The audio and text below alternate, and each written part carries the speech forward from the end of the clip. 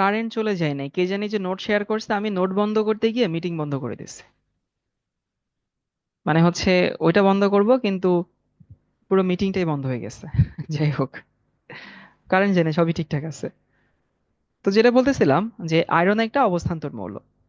তো আয়রন একটা অবস্থান্তর মৌল হইলে কি হয়, যে অবস্থান্তর মৌল সমূহ হাইড্রোজেনকে নিজের দলে নিয়ে আসলো এবং হতেছে নাইট্রোজেনকে নিজের দলে নিয়ে আসলো, অধিশোষিত হইলো।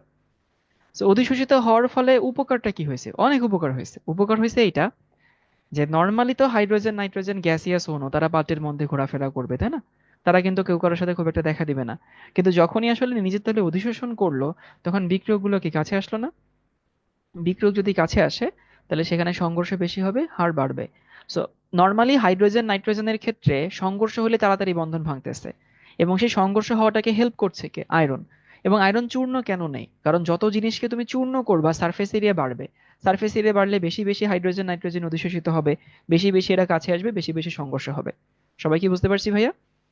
এই কথাটা কি তোমাদের হচ্ছে ওই তৃতীয় অধ্যায়ে অনেক বিস্তারিতভাবে লিখে দিছিলাম। এখন তোমাদেরকে লিখে দিচ্ছি না, শুধু জাস্ট দেখাই দিলাম। এই বুঝতে পারছি সবাই, যে এই যে অবস্থান্তর মৌলসমূহ বা যে কোনো প্রভাবক বিক্রিয়কগুলোকে নিজের দলে নিয়ে আসে, তার ফলে কি হয়, নিজের দলে আসার ফলে বিক্রিয়কগুলো কাছাকাছি আসে, সংঘর্ষ বেড়ে যায়, বিক্রিয়ার হার বেড়ে যাবে।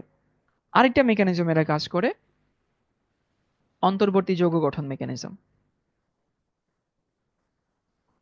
এটা কিন্তু আগেও পড়ানো জিনিস, অন্তর্বর্তী যৌগ গঠন। আমি একদম আগের একই উদাহরণটা দিচ্ছি, সেম উদাহরণটা দিচ্ছি যেন মনে পড়ে। আগে তোমাদেরকে এই উদাহরণটা দিছিলাম, সালফার ডাইঅক্সাইড প্লাস হচ্ছে অক্সিজেন, এখানে ক্যাটালিস্ট হিসেবে ভ্যানাডিয়াম পেন্টঅক্সাইড কাজ করে, V2O5, এখানে সালফার ট্রাইঅক্সাইড তৈরি করে। So, আমরা এই বিক্রিয়াটাকে খালি চোখে যেভাবে দেখছি, এই বিক্রিয়া আসলে সেভাবে হয় না।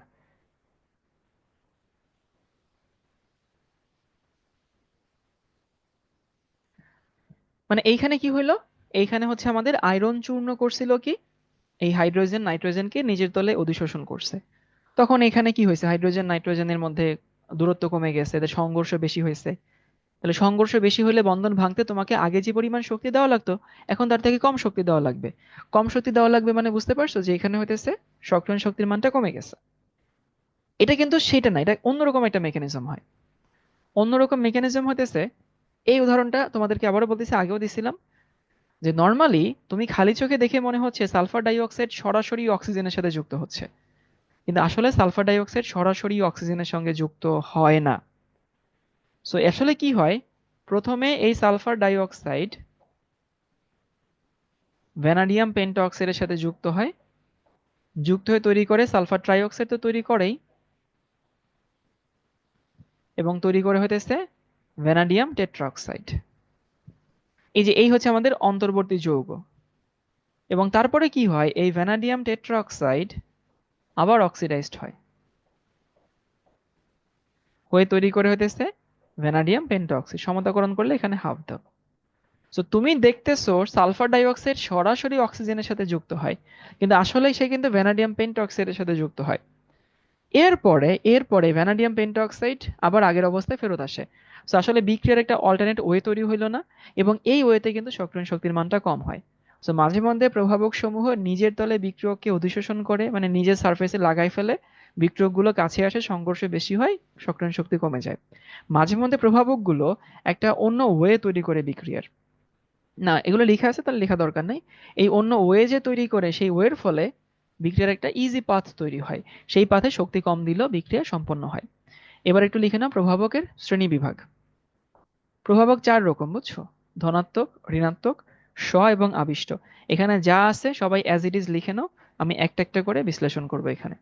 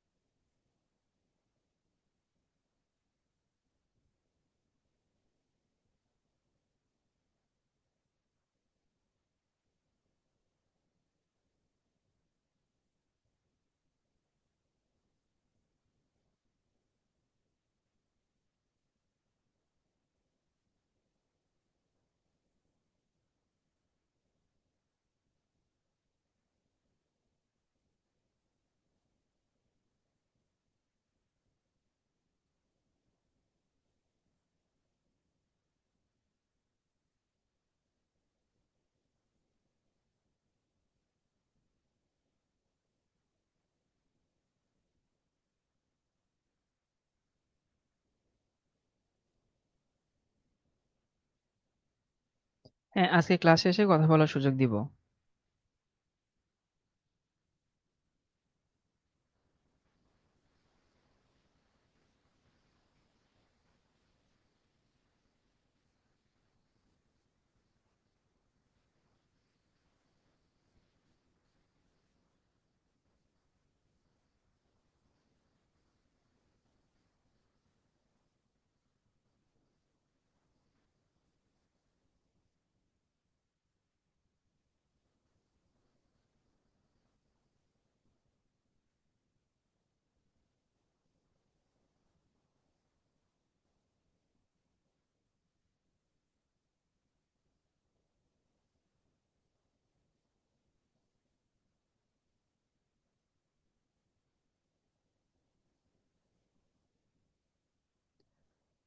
ওকে, দেখো, প্রভাবককে তুমি কার্যক্ষমতা অনুযায়ী চার ভাগে ভাগ করতে পারো। একটা হচ্ছে ধনাত্মক প্রভাবক। ধনাত্মক প্রভাবক নাম শুনেই বুঝতে পারছো যে বিক্রিয়াকে কি করে, ও বিক্রিয়াকে স্পিড আপ করে। এবং তুমি আসলে কি তোমার এই পড়াশোনার জগতে যত প্রভাবক দেখছো বা সামনে দেখবা, তার 99% প্রভাবকই ধনাত্মক প্রভাবক। মানে প্রভাবক বললে আমরা ধনাত্মক প্রভাবক বুঝাই। ঋণাত্মক প্রভাবক ও বিক্রিয়াকে স্লো ডাউন করে দেয়, এটা তো বুঝো। এবং এর উদাহরণ খুবই কমই, একটাই মনে রেখো, যেটা বিক্রিয়াকে হচ্ছে স্লো ডাউন করে দেয়, সংক্রান্ত শক্তি বাড়ায় দেয় অ্যাকচুয়ালি। এবার দেখো অটো প্রভাবক, এটা ইংলিশে বলা হয় অটো প্রভাবক, বা ইংলিশে বলা হয় বাংলায় বলা হয় স্বপ্রভাবক। স্ব মানে কি? নিজ না? নিজ মানে হইতেছে, স্বপ্রভাবক মানে হইতেছে উৎপাদ নিজেই প্রভাবক। এরকম কিছু কিছু বিক্রিয়া দেখা যায়। এবার অনেকে বলবে, ভাইয়া ডেফিনেশনে ছিল যে হইতেছে প্রভাবক বিক্রিয়ায় অংশ নিবে না, তো এখানে উৎপাদ কেমনে প্রভাবক হয়? ডেফিনেশন মানে একটা লাইন আসলে, বুঝছো? একটা লাইন দিয়ে তো তুমি সমস্ত কিছুকে ডিফাইন করতে পারবা না। এখন এই বিক্রিয়া দেখে অনেকে ভয় পাইতেছে। আরে বাবারে বাবা, কি দেওয়া আছে! ভাই, এটা দ্বিতীয় পত্রের তৃতীয় অধ্যায়ের খুবই কমন একটা রিয়াকশন। তোমাকে যখন আমি সেকেন্ড পেপার পড়াবো, তখন এই রিয়াকশন তোমার এমনিতেই মুখস্থ হয়ে যাবে। এটা সহজ রিয়াকশন। এটা দেখে ভয় পাওয়ার কিছু নাই। এখন অপরিচিত দেখে মনে হচ্ছে দেখে ভয় লাগছে। আর এই বিক্রিয়ায় এখানে যে ম্যাঙ্গানাস আয়নটা তৈরি হয়েছে না, Mn2+, এটা হচ্ছে প্রভাবক হিসেবে কাজ করে। আবারও বলি, একটা লাইন, একটা ডেফিনেশন মানে একটা লাইন। একটা লাইন দিয়ে তুমি সমস্ত কিছুকে ডিফাইন করতে পারবা না, বুঝছো? তো যদি কোনো বিক্রিয়ায় উৎপাদ নিজেই প্রভাবক হয়, সেই প্রভাবককে আমরা বলি হইতেছে স্বপ্রভাবক। এবার আসি আবিষ্ট প্রভাবক, ইনডিউসড ক্যাটালিস্ট। এটার উদাহরণ হচ্ছে খুবই ইম্পর্টেন্ট। তো এটা বলে দিলাম, এটা হইতেছে তোমার পরীক্ষায় আসবে। এসআরজি, আবিষ্টটা পরীক্ষার জন্য ইম্পর্টেন্ট। আবিষ্ট প্রভাবক এর উদাহরণ দেওয়ার জন্য এখানে এমন কেউ কি আছো যে বাচ্চাদের খাওয়াইতে হয়? তোমার ভাতিজি, ভাগ্নি, ভাগ্নে, এই টাইপের কিছু? যদি এরকম কারোর থেকে থাকে, তাহলে এক্সপিরিয়েন্স তোমাদের আছে, দেখবা বাচ্চাদের খাওয়াইতে গেলে কিছু কিছু বাচ্চা আছে যে খাইতেই চায় না। মানে এরা এরা খাইতেই চায় না। এখন একটা বাচ্চাকে তুমি খাওয়াইতে যাচ্ছ, কিন্তু সে খাইতেই চাচ্ছে না। এরকম কিন্তু অনেক হয়। আবার ধরো তোমার পাশের ফ্ল্যাটে আরেকটা বাচ্চা আছে, সেই বাচ্চাকে আবার ওর খালামণি বা ওর আম্মা খাওয়াচ্ছে এবং সে খুব সুন্দর মতো খাচ্ছে। তাহলে আলাদা করে একটা বাচ্চা খাইতো না, আলাদা করে একটা বাচ্চা খাইতো। এখন বাস্তবতা কি বলে? বাস্তবতা বলে, তুমি যদি এই যে যে খায় না বা যে খায় তারা ডাক দাও, তারে ডেকে বলো যে দেখো বাবু, ও খাইতেছে, ও খাইতেছে, তখন কিন্তু দোনোটা খায়। এবং আরো ভালো হয়, তুমি ওরে ডেকে এনে এক প্লেট থেকে খাওয়াবা, তখন ওই যে এর সাথে তালে তালে এও কিন্তু খায়। তাহলে আলাদা করে একটা বাচ্চা খাইতো না, আলাদা করে একটা বাচ্চা খাইতো, কিন্তু একসঙ্গে দোনোটা খায়। তাহলে এক্ষেত্রে কে কার প্রভাবক? যে খাইতো সে, যে খাইতো না তার প্রভাবক। এটাকে বলা হয় আবিষ্ট প্রভাবক। কি বলছি ভাইয়া? যে দুইটা বাচ্চা একসাথে খাওয়াইলে দোনোটা খাচ্ছে, তাহলে যে বাচ্চাটা আগে খাইতো না, মানে যে বাচ্চাটা আগে খাইতো সে, যে বাচ্চাটা খাইতো না তার হচ্ছে আবিষ্ট প্রভাবক। এখন দেখি, এটা হচ্ছে সোডিয়াম সালফাইট, জানো কিনা? সোডিয়াম সালফাইট, ওকে তুমি যদি জারিত করো সোডিয়াম সালফেট হয়। তাহলে সোডিয়াম সালফাইট হইতেছে সেই ভদ্র বাচ্চা যে খায় আর কি। তাহলে সোডিয়াম সালফাইট জারিত হয়ে সোডিয়াম সালফেট তৈরি করে, তার মানে এই বাচ্চা আর কি খায়, মানে আলাদা করে অক্সিডাইজড হয়। কিন্তু এটা হচ্ছে সোডিয়াম আর্সেনাইট, বুঝছো? এটা সালফাইট, এটা আর্সেনাইট। সোডিয়াম আর্সেনাইট এই যে আলাদা করে অক্সিডাইজড হয় না, তো এটা হচ্ছে সেই দুষ্টু বাচ্চা যে খাইতে চায় না আর কি।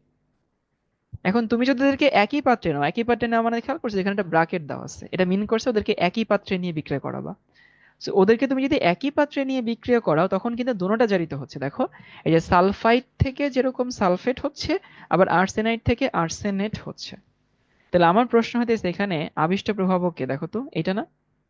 Sodium sulphide. ওই যে ভদ্র বাচ্চা। তাহলে এই কি বলে, এই উদাহরণটা মনে রাখার জন্য গল্পটা মনে রাখবা, যে একটা বাচ্চায় খায় একটা বাচ্চায় খায় না, একসঙ্গে দোনোটা বাচ্চায় খায়, তাহলে যেটা খাইতো সে প্রভাবক, কার যেটা খাইতো না তার কি প্রভাবক, আবিষ্ট প্রভাবক। এরপর হতেছে প্রভাবক সহায়ক, প্রভাবক বিষ। শোনো, একটু একটু কথাগুলো শুনে তারপর এটুকু লিখে নিবা। প্রভাবক সহায়ক কি, প্রভাবককে হেল্প করে। প্রভাবক কিন্তু প্রভাবিত করে বিক্রিয়াকে, আর প্রভাবক সহায়ক প্রভাবককে হেল্প করে। আবার প্রভাবক বিষ কি করে, প্রভাবককে হইতেছে ক্ষতি করে। সো প্রভাবক সহায়ক প্রভাবকের কার্যক্ষমতা বাড়ায় দেয়, প্রভাবক বিষ প্রভাবকের কার্যক্ষমতা কমায় দেয়, ঠিক আছে। ইংলিশে বলা হয় প্রভাবক, এটাকে বলা হয় কি, প্রভাবক অ্যাসিস্ট্যান্ট বলে কিনা আমি জানি না। এটাকে প্রভাবক মানে ক্যাটালিস্ট পয়জন বলে ইংলিশে। এবার একটু তুলে নাও।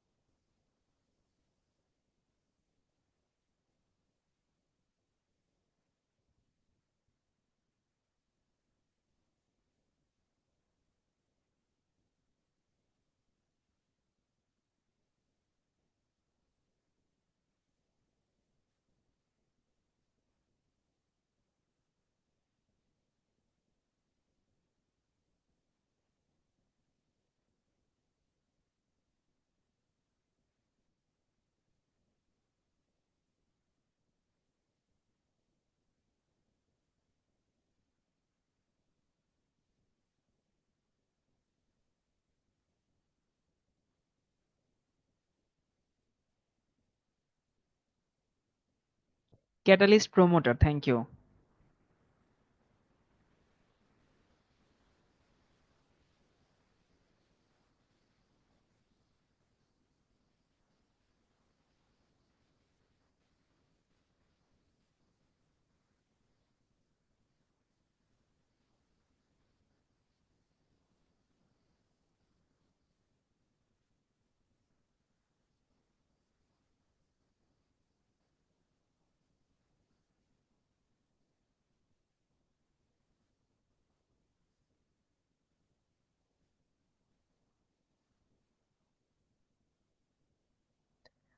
ওকে, ডান, উদাহরণগুলো মনে রাখবা।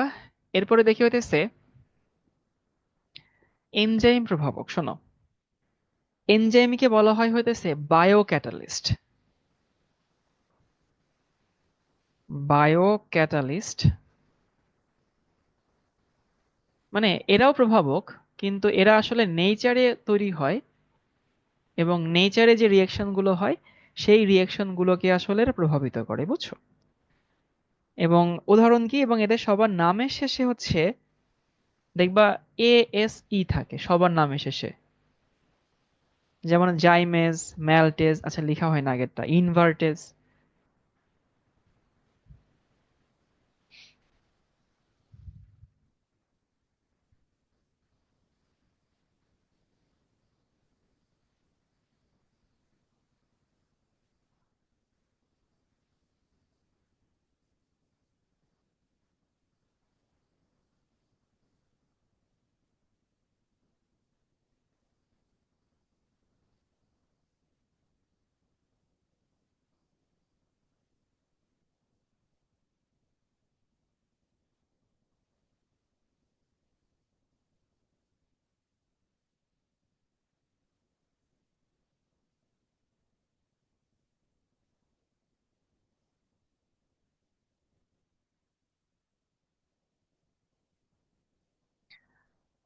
ওকে, এখন বায়োক্যাটালিস্ট মানে হইতেছে জৈব প্রভাবক, মানে হইতেছে এরা বায়োলজিক্যাল মিডিয়া থেকে তৈরি হয়ে বায়োকেমিক্যাল রিঅ্যাকশনকে প্রভাবিত করে। তো তোমাদেরকে সব মনে রাখা লাগবে না, তোমরা শুধু হইতেছে এই দুইটা বিক্রিয়া মনে রাখো, এই দুইটা, আর উপরেগুলো তোলারই দরকার নেই। চিনিকে ইনভার্টেজ দিলে গ্লুকোজ ফ্রুক্টোজে পরিণত হয়, আর গ্লুকোজ বা ফ্রুক্টোজকে জাইমেজ দিলে ইথানলে পরিণত হয়। এর নিচে দুটো রিঅ্যাকশন লিখে নাও, এই রিঅ্যাকশন দুটো ইউজ করা হয় হচ্ছে রুটি, বেকারি বা হতেছে যে বেভারেজ শিল্পতে।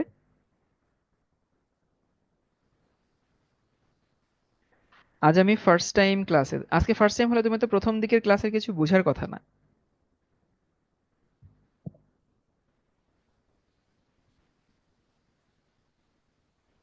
জাস্ট এই দুইটা রিঅ্যাকশন লিখে নাও, ইনভার্টেজ এনজাইম আর একটা হচ্ছে জাইমেজ এনজাইম।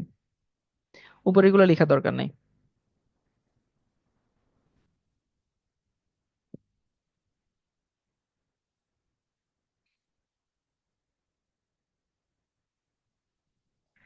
ওকে ভাইয়া, সো এরই সাথে সাথে আমাদের এই চ্যাপ্টারের সেকেন্ড পার্ট শেষ, কেমিক্যাল কাইনেটিক্স শেষ। আমি একটু সংক্ষেপে বলি, প্রভাবকের ক্ষেত্রে কি হয়। প্রভাবক বিক্রিয়ার গতিকে বাড়ায় অথবা বিক্রিয়ার গতিকে হচ্ছে কমায়, কিন্তু বিক্রিয়া শেষে নিজে অপরিবর্তিত থাকে, তাকে আমরা প্রভাবক বলি। যদি আলাদা করে মেনশন করে দেওয়া না থাকে তাহলে প্রভাবক বললে আমরা ধরি গতি বাড়ায়। সে একটা বিক্রিয়ার সক্রিয়ণ শক্তির মান কমিয়ে দেয়। হ্যাঁ, এটা বায়োলজিতে তুমি পড়ছো, সেল কেমিস্ট্রিতে এগুলো অনেক আছে। সক্রিয়ণ শক্তির মান হচ্ছে কমিয়ে দেয়। তারপরে বলছিলাম প্রভাবক দুইটা ভাবে কাজ করে। একটা হচ্ছে সে বিক্রিয়কগুলোকে নিজের তলে অধিশোষিত করে, বিক্রিয়কগুলো কাছে আসে, এর ফলে কি হয়, এদের মধ্যে সংঘর্ষ রেট বাড়ে, সো হচ্ছে বিক্রিয়ার হার বাড়বে। আরেকটা হতেছে সে একটা বিক্রিয়ার জন্য অল্টারনেট ইজি ওয়ে তৈরি করে, যে ওয়েতে কম শক্তি দিলেই বিক্রিয়া হয়ে যাবে। তারপরে আমরা দেখলাম প্রভাবক চার প্রকার: ধনাত্মক, ঋণাত্মক, আবিষ্ট এবং স্বপ্রভাবক। ধনাত্মক বাড়ায়, ঋণাত্মক কমায়, স্বপ্রভাবক উৎপাদী প্রভাবক। আর আবিষ্ট হইতেছে একটা বিক্রিয়ক যে আলাদা করে বিক্রিয়া করতো আরেকটা করতো না, দুটো একসঙ্গেই করে। প্রভাবক বিষ হচ্ছে প্রভাবকের কার্যক্ষমতা কমা দেয়, প্রভাবক প্রমোটার হচ্ছে প্রভাবকের কার্যক্ষমতা বাড়ায় দেয়। আর জৈব প্রভাবককে আমরা নর্মালি এনজাইম নামে ডাকি, এরাও প্রভাবক, বাট এরা বায়োলজিক্যাল প্রভাবক। ঠিক আছে। ওকে, সো এইটুকু ছিল আমাদের এই চ্যাপ্টারটা, এই চ্যাপ্টারের এই অংশটুকু। আগামী ক্লাসে আমরা হচ্ছে কিছু প্র্যাকটিস দেখাবো তোমাদের, এখান থেকে যদি পরীক্ষায় কোনো প্রশ্ন এসে থাকে। ভার্সিটিতে যেগুলো আসছে এগুলো আমি ক্লাসে দেখাই দিছি, আর যদি হচ্ছে সিকিউ তোমাদের কয়েকটা দেখানোর চেষ্টা করব। ঠিক আছে। কারো কোনো প্রশ্ন থাকলে নাও এখন বলতে পারো।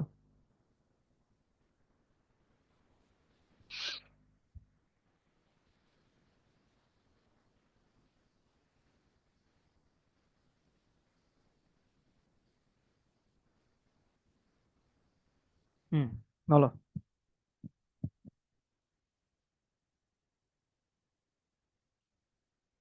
আনমিউট করার সুযোগ আছে না, থাকার কথা তো।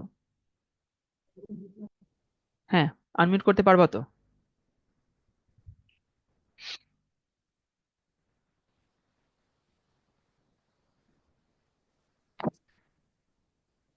কারো কোনো প্রশ্ন নাই? হ্যালো ভাইয়া এই ভাইয়া। হ্যাঁ হ্যাঁ, একজন করে বলো। আসসালামু আলাইকুম ভাইয়া, ভালো আছেন? ওয়ালাইকুম আসসালাম, হ্যাঁ হ্যাঁ ভাইয়া বলো।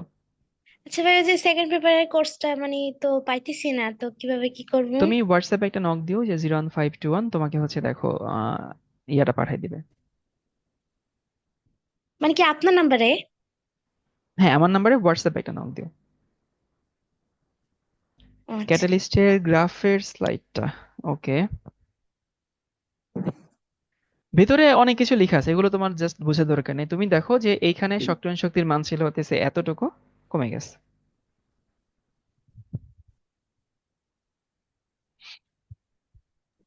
ভাইয়া এই শুক্রবার যে এক্সামটা হবে এটা কি এমসিকিউ বেস নাকি সিকিউ? শুধু এমসিকিউ, শুধু এমসিকিউ, সিকিউ বেসড আসলে খাতা দেখার ইয়া নাই, মানে আহ টেক নাই আর কি, শুধু এমসিকিউ।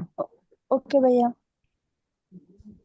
ভাই আপনি বলছিলেন প্রভাবক একটা বিক্রিয়ায় গতি বৃদ্ধি করে। এমন কি হইতে পারে যে একটা সেম বিক্রিয়ক এবং ভিন্ন ভিন্ন প্রভাবকের জন্য আমরা ভিন্ন ভিন্ন উৎপাদ পাইতেছি?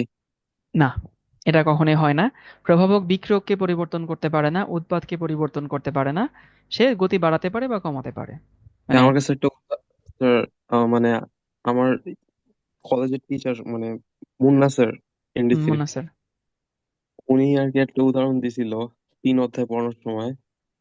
এই ইথানলকে অ্যালুমিনিয়াম অক্সাইডের সাপেক্ষে তাপ দিলে আপনার ইথিন উৎপন্ন হয়, আবার কপারের সাপেক্ষে উত্তপ্ত করলে ইথানল উৎপন্ন হয়। হ্যাঁ, বুঝতে পারছি, কিন্তু ওইখানে ওগুলো প্রভাবক হিসেবে কাজ করে না, তো ওগুলো বিক্রিয়কের একটা পার্ট হিসেবে কাজ করে, বুঝছো?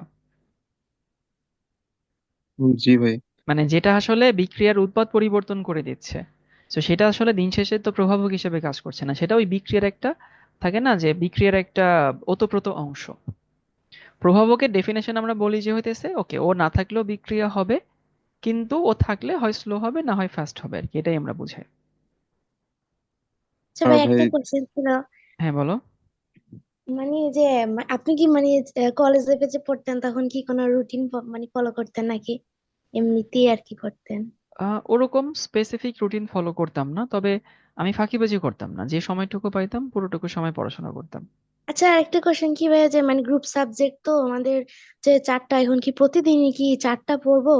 কারণ সাথে তো ইংলিশ আইসিটি থাকতেছে আর কি, তো কি করব? এটাও একটা আপেক্ষিক জিনিস, মানে আমি দুই টাইপের মানুষকে দেখছি, যারা হচ্ছে একটা পড়তে বসে, সেটা নিয়ে ধরো সে একদিন ধরে সেটাই পড়ছে, তাদেরকে ভালো করতে দেখছি। আবার হতেছে অনেকে আছে দিনে হচ্ছে চারটা সাবজেক্টই পড়ে, অথবা ধরো তোমাদেরকে আমি কোনো কোনো দিন বলি যে হতেছে বই পড়বা না, সেদিন তুমি কেমিস্ট্রি পড়লাই না, তো এরকম সে একদিন কেমিস্ট্রি পড়ে একদিন ফিজিক্স পড়ে, কেউ মিলে ঝুলে পড়ে। এগুলো আসলে ইস্যু না, বুঝছো, এক একজনের স্টাইল এক এক রকমের, তবে সবভাবে সফল হওয়া যায়। End of the day it depends তোমার ডেডিকেশন আছে কিনা, বুঝছো? জি। ভাইয়া, হুম। তাপমাত্রার ক্ষেত্রে আমার একটা প্রবলেম ছিল। বলো। তাপমাত্রার টপিকটায় আপনি একটা ফার্স্ট কোশ্চেন দিয়েছিলেন, লং কে ভিএস হুম। তাপমাত্রা ইনভার্স গ্রুপে ঢালের মান -100 কে হলে সক্রিয়ণ শক্তি কত? হুম। এই হুম। প্রশ্নটার অ্যান্সারটা আমি বুঝতে পারিনি। তুমি দেখো 100 দিয়ে গুণ করা হয়েছে, ঢালের মান কি অত -100 কেলভিন দেওয়া ছিল না, যে হ্যাঁ, এখানে আছে, স্লাইডে আছে,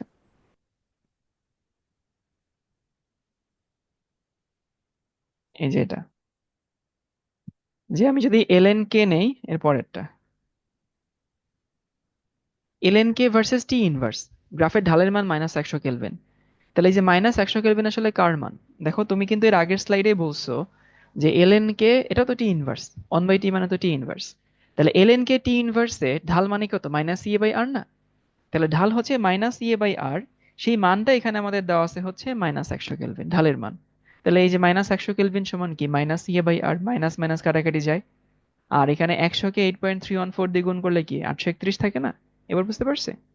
আর ভাইয়া এখানে লগ এ কোথায় গেল? লগ কোথায়? এ সূত্রের যে লগ এ ছিল। লগ এ তো আসলে আমাদের ঢালের মান না, দেখো, মানে এই যে ln a, এটা তো ঢালের মান না, এটা তো সি এর মান। না, তার আগের পেজে। এর আগের পেজে? হ্যাঁ, এখানে।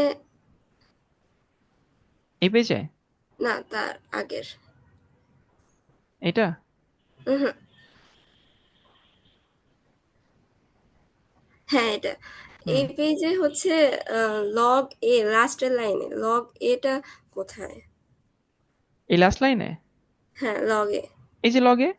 হ্যাঁ, এটা ওই প্রশ্নে কোথায় ইউজ করা হয়েছে? না, ওই ওই প্রশ্নে প্রশ্নে তো কেন আমরা ইউজ এটা ইউজ করি? করি নাই, ধরো হচ্ছে দুইটা ভিন্ন ভিন্ন গ্রাফ, ভিন্ন ভিন্ন গ্রাফ মানে একটা হতেছে ln এর গ্রাফ, একটা হতেছে লগ এর গ্রাফ, বুঝছো? সো আমাদের, তুমি যদি লগ এর গ্রাফটা ইউজ করতা, যেমন ধরো হইতেছে ln এর গ্রাফটা আমি এখানে ইউজ করছি, যে ln কে সমান ln a minus e/rt। So আমি যদি ln এর গ্রাফটা ইউজ করি, তাহলে ln কে দ্বারাই হইতেছে এই যে y বরাবর যদি নেই, তাহলে এটা দ্বারাই y, 1/t টা তো x, ঢালের মান মাইনাস e/r, আর এখানে ln a এর মান হচ্ছে c। যদি এমন হইতো তুমি এখানে গ্রাফটা এই বরাবর লগ নিতা, তখন ঢালের মান পাইতা e/2.303r, মানে যে এই অংশটুকু, বুঝছো? আর তখন সি এর মান হয়তো লগ এ। তো আমাদের তো আসলে সি নিয়ে কথা বলতে। হুম। কোশ্চেনটা, হ্যাঁ, কোশ্চেনে কেন ইউজ করা হয়নি? মানে কোয়েশ্চেনে লগ কেন ইউজ করা হয়নি তাই? হ্যাঁ, কারণ প্রশ্নে আমাকে তো এলএন নিয়ে কাজ করতে বলছে, দেখো, এই যে। এলএনও তো ইউজ করা যাইতো। এলএন এ। হ্যাঁ, এলএন এ ইউজ করা যেত, কিন্তু আমরা ইকুয়েশনটা কি দেখো তো, আমাদের ইকুয়েশন ছিল এইটা, এলএন কে সমান হতেছে ln A minus E A by R T না? এখন তুমি এটাকে ওয়াই এক্সিস বরাবর নিচ্ছো, তাহলে আমি এটাকে একটু সাজাই, দেখো ln কে সমান কি দাঁড়ায়, minus a/r into 1/t plus ln a। দেখো এখানে তো কোনো আপত্তি নাই, তাই না? আমি মাইনাস a/r কে আগে নিয়ে আসছি, 1/t কে আগে নিয়ে আসছি। তাহলে আলটিমেটলি এটা ওয়াই এক্সিস বরাবর তুমি যদি নাও, তাহলে এটা কি m এর মান দাঁড়ায় না? আর এটা তো এক্স এক্সিস বরাবর নিচ্ছ, যে ভার্সেস টি ইনভার্স মানে এক্স প্লাস হচ্ছে সি। তাহলে ln a তো অ্যাকচুয়ালি সি এর মান। সি মানে কি, ওয়াই অক্ষের ছেদাংশ, তাই না? আমাকে তো ওয়াই অক্ষের ছেদাংশ নিয়ে কিছু বলে না, আমাকে তো ঢাল দেওয়া আছে। ঢাল তো মাইনাস a/r। বুঝতে আচ্ছা, পারছি কি? হ্যাঁ বুঝছি। যদি আমাকে হইতেছে বলতো যে ওয়াই অক্ষের ছেদাংশ দেওয়া আছে, সি হচ্ছে ওয়াই অক্ষের ছেদাংশ, যে ওয়াই অক্ষকে সে কতটুকু ছেদ করে, এটা হচ্ছে সি এর মান। আমাকে ওইটা নিয়ে তো আসলে অঙ্কে কোনো কথা বলে নাই। তো যেহেতু অঙ্কে কোনো কথা বলে না, আমি তো আসলে ওই নিব না। বুঝছি এবার? জি স্যার। আচ্ছা। আচ্ছা ভাইয়া, একটা কোশ্চেন ছিল হুম। যে শূন্যক্রমের এককটাতে mole litre per second inverse, তো এটা লিটার পার কিভাবে হয়েছিল এটা বুঝতেছি না। শূন্যক্রমের কোথায়? এককটা যে কে ইকুয়ালস মোল লিটার ইনভার্স তারপরে এস ইনভার্স, এটা ছিল আর কি। এটা? হ্যাঁ। আচ্ছা দেখো, এখানে কে সমান কি, এ এর একক বাই টি হাফের একক না, টু ইন্টু টি হাফের একক।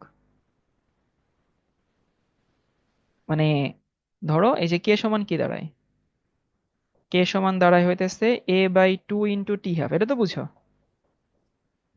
জি। তাহলে এর একক কি, মোল পার লিটার না?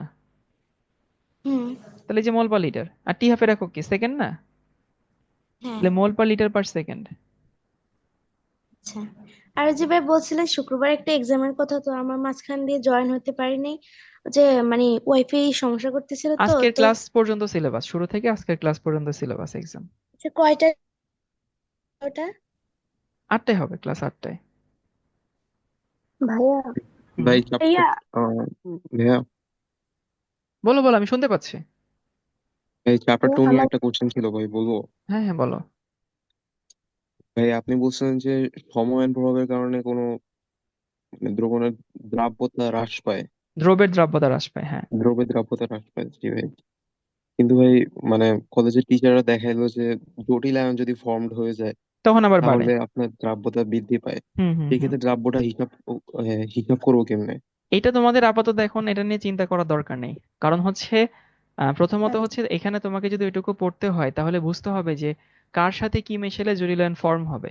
কিন্তু ওইটা তোমাদের এই বয়সে আসলে তোমরা এখন খুঁজেই বের করতে পারবে না যে এখানে জুরিলায়ন ফর্ম হয় কি হয় না। বাট তারপরে দু একটা উদাহরণ বলে দিই, যেমন ধরো সিলভারের মধ্যে তুমি যদি অ্যামোনিয়া অ্যাড করো, তখন তোমরা ছোটবেলায় টলেন্স বিকারক পড়ছো না, ডাইমিন সিলভার ক্লোরাইড। জি তো জি ভাই। সিলভারের মধ্যে অ্যামোনিয়া অ্যাড করলে ডাইমিন সিলভার ক্লোরাইড এখানে ফর্ম করে, বা ডাইমিন সিলভার হাইড্রোক্সাইড এখানে ফর্ম করে। সো টেকনিক্যালি জটিল যৌগের দ্রাব্যতা আমাদের কারিকুলামে নাই, শুধু সঞ্জিত কুমার গুহ স্যারের বইয়ে এই টপিকটা আছে। এটা অ্যাডমিশনে গিয়েও নর্মালি কি হয়, 2-3 বছর আমি অ্যাডমিশনে পড়াইছি, তারপরও শেষের দিকে স্টুডেন্টরা আমাকে অনুনয় বিনয় করে, ভাই এটা কি না পড়লে হয় না, এটা কি না পড়লে হয় না, বুঝছো? তো যদি কখনো জটিলায়ন ফর্ম করে তখন দ্রাব্যতা বাড়ে, সারা যেটা বলছে অবশ্যই ঠিক বলছেন, কোনো ভুল নাই। কিন্তু এটা তোমাদের এখন আর দরকার নেই, বুঝছো? এটা পেয়ে নিও না। ভাই ভাইয়া অনেকগুলা একই কনসেপ্ট বুকে গ্রুপের দেয়া আছে তো এই জন্য বললাম যে। কনসেপ্ট বুক তো অ্যাডমিশনের জন্য, তুমি ওটা নিয়ে এখন প্যারা নিও না, আপাতত বেসিক বিল্ড আপ করো। জি ভাই, ধন্যবাদ। ভাইয়া একই গ্রুপের ওপর থেকে নিচের দিকে নামলে তো বিজারণ ক্ষমতা বৃদ্ধি পায়। ইলেকট্রন তাহলে সহজে ছাড়ে। ভাইয়া তাহলে লিথিয়াম পটাশিয়াম আর সোডিয়ামের মধ্যে বিজারণ ক্ষমতার ক্ষেত্রে পটাশিয়ামের বিজারণ ক্ষমতা বেশি হওয়ার কথা, কিন্তু লিথিয়ামের বেশি হয় কেন? আসলে ওইখানে যে বিজারণের কথা বলতেছে, ওই বিজারণ হইতেছে গ্যাসীয় অবস্থায়, আয়নীকরণ শক্তি অবস্থায় ইলেকট্রন ছাড়া। কিন্তু পটাশিয়ামের বিজারণ বিভব বেশি, কারণ হচ্ছে পটাশিয়ামের ক্ষেত্রে দেখা যায় তুমি যখন এটাকে জলীয় দ্রবণ বানাবা, তখন পটাশিয়াম আবার সব থেকে বেশি সহজ ইলেকট্রন দান করে। তো এটা তুমি যখন তড়িৎ রসায়ন পড়বা, তড়িৎ রসায়ন পড়ছো এখনো? ভাইয়া পড়ছো নাকি পড়ো নাই? পড়ি নাই। ও তাইলে আপাতত একটু কিউরিওসিটিটা রাখো। তড়িৎ রসায়ন যখন পড়বা তখন আমরা এটা নিয়ে বিস্তারিত আলোচনা করব। আচ্ছা ভাইয়া, যে মানে ভাইয়া প্র্যাকটিসের জন্য কি শুধু হাজারি স্যারের বইটা মানে করলেই হবে নাকি অন্য কোনো বই? একটা করো আগে, দেখো একটা সবকিছু যদি করার পরে তোমার যদি হাতে সময় থাকে, তখন হচ্ছে তুমি অন্য বইয়ে সলভ করতে পারো। ভাইয়া ভাইয়া দ্বিতীয় 11 ক্রমের সালের যে বিক্রিয়ায় কোয়েশ্চেনটা ওইটার গাইড থেকে করলে কি কোনো প্রবলেম আছে, গাইড থেকে? না কোনো সমস্যা নেই, আসলে প্র্যাকটিস এমন একটা জিনিস, তুমি যেখান থেকে, আমি তোমাদেরকে আগেও বলছি, প্র্যাকটিস এক জায়গা থেকে করলেই হয়, কিন্তু যে বইটা পড়ছো সেই বই থেকে যদি প্র্যাকটিস করো। আজকে কত নম্বর ক্লাস, 5 না 6? আচ্ছা। 5। 5। তো যে বই থেকে পড়ছো সেই বইটা আগে প্র্যাকটিস করো, তারপরে সময় থাকলে অন্যান্য জায়গায় যাও। ভাইয়া গাইড ভালো নাকি কনসেপ্ট বুক? এখনের জন্য হচ্ছে গাইড ভালো। ভাইয়া দ্বিতীয় ক্রম এর বিক্রিয়ার এককটা হচ্ছে মোল পার লিটার, এই পুরাটার ইনভার্স পার সেকেন্ড। কিন্তু লাস্টে আপনি যেই ম্যাথটা করাইলেন ওইটাতে তো লিটার পার মোল পার সেকেন্ড, তাহলে এই দুইটা একক এক হলো কি করে এটা বুঝতেছি না। একই হবে না? তুমি মোল পার লিটারকে দেখো, ধরো হচ্ছে এরকম, তুমি জানো হচ্ছে এইটা mole per litre inverse 1 per second. Inverse 1 করা মানে কি, এই লিটার ইনভার্স মানে কাটা যায়, তখন কি থাকে, মোল ইনভার্স থাকে না, পার সেকেন্ড। দেখো তো একই জিনিস কিনা। হ্যাঁ ভাইয়া। বুঝি? মানে এই তবে মাইনাস ওয়ান একটা তুমি যদি করো ভিডিওতে তাহলে মোল দেখি, ইনভার্স হয়ে যায়, লিটার ইনভার্স আবার লিটার হয়ে যায়, আর মানে উল্টে যায় আর কি, যে যেরকম তা উল্টে যাবে। তবে আপনার একটি ইউটিউব ভিডিওতে দেখছি কি আপনি আপনার সাথে নাকি মেডিকেল বুয়েট এবং কি ঢাকা ইউনিভার্সিটিতে চান্স পেয়েছেন, এটা কতটুকু সত্যি? এটা পুরোপুরি সত্যি। কিভাবে পসিবল হলো আল্লাহ? ভাইয়া, হ্যাঁ। বুয়েট 11 সালে যে কোয়েশ্চেনটা দেখিয়েছিলেন, তারপরে যে একটা কোয়েশ্চেন দেখেছিলেন যে 5টা কোয়েশ্চেন একসাথে ছিল, হুম হুম হুম তো হুম হুম। 6টা, ওইখানে যে বি নাম্বার কোয়েশ্চেনটা লনটা কিভাবে তুলেছেন একটু দেখানো যাবে? আচ্ছা, দাঁড়াও।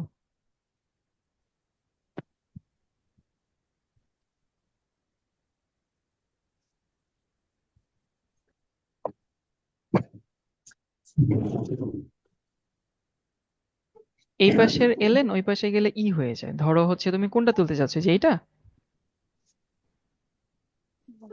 জি জি ভাইয়া। ভাইয়া, এটাই। আচ্ছা ধরো বি নাম্বার তুমি এলেন তুলতে চাচ্ছো, তাহলে কি দাঁড়ায়? তাহলে দাঁড়ায় হচ্ছে এরকম, তুমি এটা একটা গুণ করবে না? জি।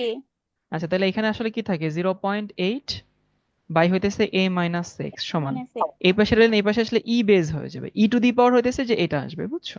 আচ্ছা ঠিক আছে, জি ভাইয়া, বুঝতে পারছি। ভাইয়া ভাইয়া আমাদের কেমিস্ট্রি প্র্যাকটিসের জন্য কোন গাইড বেশি ভালো? আমি আসলে মানে যে গাইড গুলো আছে আমি কোনোটা ঘাটাঘাটি করি নাই। কারণ গাইড আমার এমনিতে যদি বলে ইন জেনারেল গাইড আমার পছন্দ না। So, আমি ঘাটাঘাটি করছি মূল বই, তুমি হইতেছে যেমন আমি তোমাদেরকে বলি কবির স্যারের বই অথবা লিঙ্গ স্যারের বইটা পড়ো। তো আগে মূল বইটা পড়ার পরে মূল বইয়ের যে অনুশীলনী আছে সেগুলো আগে করো, করার পরে তোমার কাছে একটা এমন একটা বই রাখো যে বইতে প্রিভিয়াস ইয়ারের কোয়েশ্চেন আছে, বোর্ড পরীক্ষার প্রিভিয়াস ইয়ারের কোয়েশ্চেন। সো সেই প্রিভিয়াস ইয়ারের যে কোয়েশ্চেন আছে তুমি সেগুলো সলভ করো, সিকিউ এমসিকিউ দোনোটা। এরপরে তোমার হাতে যদি সময় থাকে, থাকার কথা না আসলে, যদি থাকে এখন, তাইলে তুমি হচ্ছে তোমার কাছে একটা প্রশ্ন ব্যাংক রাখো যেখানে পুরাতন বছরের প্রশ্নগুলো পাওয়া যায়। সো ওই প্রশ্ন ব্যাংক থেকে বাকিটুকু প্র্যাকটিস করো। উদ্ভাসের প্রশ্ন ব্যাংক হবে, শিখর প্রশ্ন ব্যাংক আমি হচ্ছে নিজের হাতে তত্ত্বাবধানে বানাইছি, খুবই জোস। সেখান থেকে নিয়ে তুমি হয়তো সেটা প্রশ্ন ব্যাংক কাছে রাখো। সো এইটা হচ্ছে প্র্যাকটিসের উপায়। সো ক্লাস, ক্লাস নোট, মূল বই, তারপরে হইতেছে টেস্ট, কি বলে, টেস্ট পেপারস, এরপরে সময় থাকলে প্রশ্ন ব্যাংক, প্রশ্ন ভাই ব্যাংক পর্যন্ত সময়। হ্যাঁ টেস্ট ভাইয়া পেপারে তো বোর্ডের কোশ্চেন গুলো কম থাকে আর স্কুল কলেজের কোশ্চেন গুলো বেশি থাকে। সমস্যা নাই, করো, প্যারা নাই তো। বোর্ড কোয়েশ্চেন স্কুল কলেজ কি এসে যায়, তোমার দরকার হচ্ছে ভাইয়া সৃজনশীল প্রশ্ন হাজারি সলভ করা। স্যার বা কবির স্যারের বইয়ে তো যে অনুশীলনগুলো তো আনসার দেওয়া থাকে না। আনসার দেওয়া থাকে না? না ভাইয়া, এমসিকিউ থাকে বাট সিকিউ থাকে না। তারপরও যদি সিকিউ কোনোটা সমস্যা হয় বন্ধুদের সাথে ডিসকাস করো, অথবা হচ্ছে কলেজে যে টিচারের সাথে মোটামুটি মাঝে মধ্যে দেখা হয় তাকে বলো। মানে তোমার যদি আসলে সদিচ্ছা থাকে অনেক জায়গা থেকে হেল্প পাওয়া যায়। কত মানুষ তোমাকে হেল্প করার জন্য বসে আছে, কিন্তু তুমি আসলে তার কাছে হেল্প চাচ্ছ না, ব্যাপারটা আচ্ছা অনেকটা ভাই, এরকম হয়। আজকের ক্লাসটা কি রেকর্ড দেওয়া হবে? কি, ভাইয়া আজকের ক্লাসের কি রেকর্ড দেওয়া হবে নাকি তুমি কি গ্রুপে? আজকে ফার্স্ট ক্লাসে আসছো? ফার্স্ট ক্লাস না, মানে বলছিলেন তো এক্সট্রা ক্লাস, ভাবতেছি এক্সট্রা ক্লাসে কি দেওয়া হইবে কিনা এই না না, জন্য। সব ক্লাসে রেকর্ড দেওয়া হবে, সমস্যা নেই। আচ্ছা। ভাইয়া আমি একটু বলি। হ্যাঁ বলো। ভাইয়া বলছিলাম আমাদের কলেজে এক্সামে ভাইয়া ফার্স্ট পেপারে ফার্স্ট পার্ট এবং মানে ফার্স্ট চ্যাপ্টার সেকেন্ড চ্যাপ্টার আছে, আর সেকেন্ড লাস্ট। আপনি তো সেকেন্ড চ্যাপ্টার ফার্স্ট পেপারে সেকেন্ড চ্যাপ্টার পড়াইছেন, আর আপনার সেকেন্ড পেপার করতে আছে তো ফার্স্ট চ্যাপ্টার করতে দুটো চ্যাপ্টার দিয়ে এক্সাম দেবে। তাহলে কিভাবে পড়ে যাবে দুটো চ্যাপ্টার? পড়ার ওয়েটা আসলে সবসময় একই, ওই যে ক্লাস ক্লাস নট বই প্র্যাকটিস, ক্লাস ক্লাস নট বই প্র্যাকটিস, এভাবে আগাও। এক্সামের আগে এক্সামের জন্য হচ্ছে এক্সামের কোনো কারণে ওই যে ধরতক্তা মার পেরে কোনো মতে পড়ে গেলাম, এভাবে আগাইলে দেখবা পরে গিয়ে হচ্ছে তুমি প্যারায় পড়ে যাবা। ভাইয়া আপনার এক্সাম সিস্টেমটা কি? কয়টা ক্লাস পর পর এক্সাম নেন? কয়টা ক্লাস পর পর না, একটা পার্টিকুলার টপিকের পর পর, যেমন এখানে একটা টপিক শেষ হয়েছে, ক্লাস পর পর এক্সাম নিলে তো আসলে ক্লাসগুলো খুব স্ট্রিক্টলি নিতে হয়, যে আমাকে এইটুকু শেষ করতেই হবে, ওইটা আমি ফলো করি না একাডেমিক ব্যাচে, ফ্লেক্সিবল রেখে এই জন্য একটা টপিক শেষ হওয়ার পরে এক্সাম নেওয়া হয়। ভাইয়া তাই আমার ভাইয়া কলেজ সেকেন্ড এক্সামের পেপারের জন্য আপনার ইউটিউবে ভাইয়া কলেজ এক্সামের জন্য আপনার ইউটিউবে যে হচ্ছে ওয়ান শট গুলো দেওয়া আছে ওইগুলো দেখে নিলে কি হবে? হ্যাঁ হবে, ওই যে অল ইন অন। ভাইয়া হ্যাঁ হ্যাঁ হবে, সমস্যা নেই। ওকে, ভাইয়া এই প্রায় আমার 12টা বেজে গেছে, হ্যাঁ হ্যাঁ বলো বলো, লাস্ট কোয়েশ্চেন ভাইয়া এটা। আমার কলেজে সেকেন্ড পেপারের ফার্স্ট চ্যাপ্টার পরিবেশ রসায়ন আছে। হুম, আমি আপনার ইউটিউবে যে ফ্রি কোর্সটা মানে ভিডিওটা আছে প্লেলিস্ট পরিবেশ রসায়ন, ওইটা করতেছি এখন রানিং। ওই যে ওটা পঁচিশ করলে কি ছাব্বিশটা ক্লাস যেটা, হ্যাঁ 24টা না 25টা ক্লাস আছে। হ্যাঁ ঠিক আছে, ওটা হবে হবে, খুব ভালো মতোই হবে। কনসেপ্ট ক্লিয়ার হবে ভাইয়া? হ্যাঁ, কনসেপ্ট কেন হবে না, তাহলে কেন দিয়ে রাখছে ওটা শুধু শুধু কষ্ট করে। আচ্ছা ভাইয়া। ওকে ঠিক আছে। ভাইয়া জৈব অ্যাস্টারের যে ম্যাথটা দিয়েছিলেন ওইটার সময়টা না, আমি যে অ্যান্সারটা বের করেছি ওটার সাথে মিলছে না, একটু দেখানো যাবে আরেকবার? ওটা ভাই আরেকদিন তুমি আগামী ক্লাসে দেখো, বন্ধ করে দিছে, ওটা ওপেন হইতে অনেক সময় নেবে নোট 3-তে। আচ্ছা ঠিক আছে ভাইয়া। ওকে ঠিক আছে ভাই, আল্লাহ হাফেজ সবাইকে।